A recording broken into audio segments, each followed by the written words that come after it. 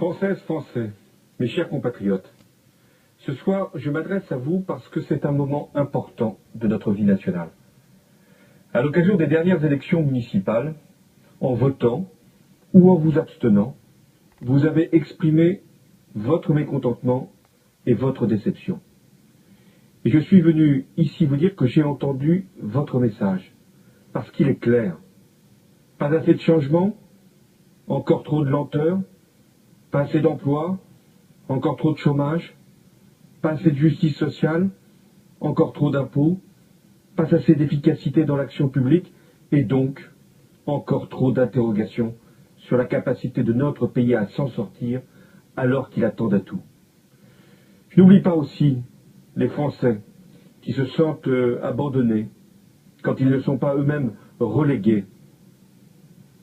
Le message que vous m'avez adressé, je le reçois personnellement et je dois donc y répondre avec franchise et avec lucidité, avec la conviction intime que je me suis forgée depuis maintenant 22 mois comme président de la République.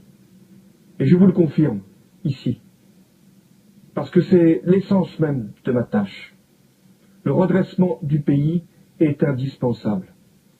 Le redressement de notre appareil productif, de nos comptes publics et de notre influence en Europe et dans le monde. Ce redressement, je l'ai donc décidé dès mon arrivée à la tête de l'État. Et sans cet effort national, la France aurait continué à décrocher comme elle le faisait depuis 10 ans. Le gouvernement de Jean-Marc Ayrault s'est consacré avec courage et abnégation à cette tâche difficile. Il a réussi à rétablir une situation très dégradée dont nous avions hérité. Et Jean-Marc Ayrault a engagé des réformes qui feront honneur à celles et ceux qui les ont proposées et votées. Et je veux lui exprimer toute ma reconnaissance. Il est temps néanmoins d'ouvrir aujourd'hui une nouvelle étape. Et j'ai donc confié à Manuel Valls la mission de conduire le gouvernement de la France. Il en a des qualités. Ce sera une équipe resserrée, cohérente et soudée. Comment dire, un gouvernement de combat. Je lui assigne 3 objectifs. D'abord, redonner de la force à notre économie. C'est indispensable.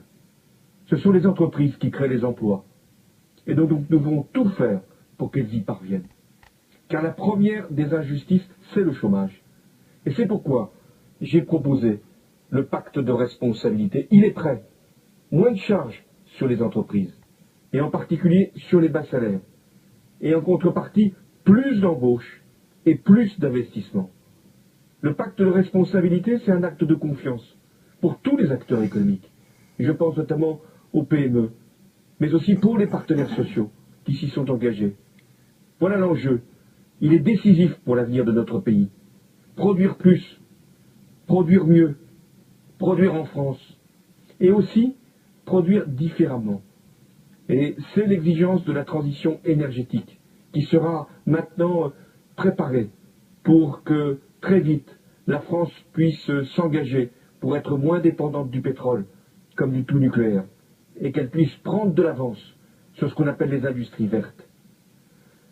La seconde mission que je lui assigne au gouvernement de Manuel Valls, c'est la justice sociale. Au pacte de responsabilité doit correspondre un pacte de solidarité. Son premier pilier, c'est l'éducation, la formation de la jeunesse. Son second, c'est la sécurité sociale, avec la priorité donnée à la santé.